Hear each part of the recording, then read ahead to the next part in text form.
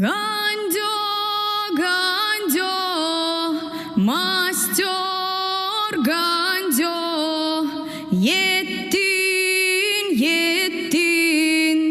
tutulmadın. Biz seni ганьо şimdi tuttuk.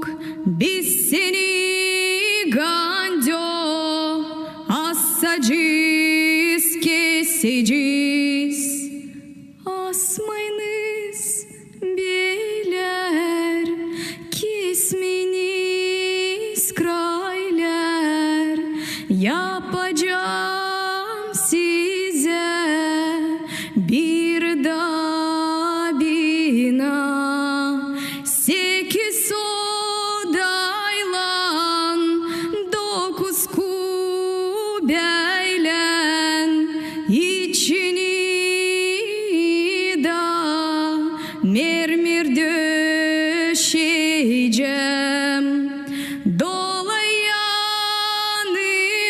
da sedef döşeyeceğim. Dolayanını da sedef döşeyeceğim.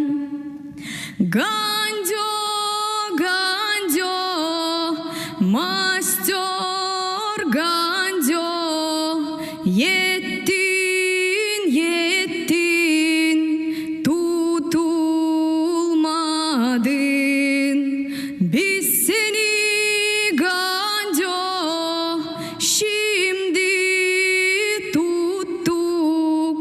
Biz seni ганьо asacağız, keseceğiz.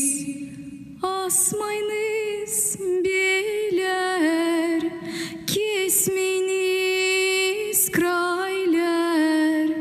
Yapacağız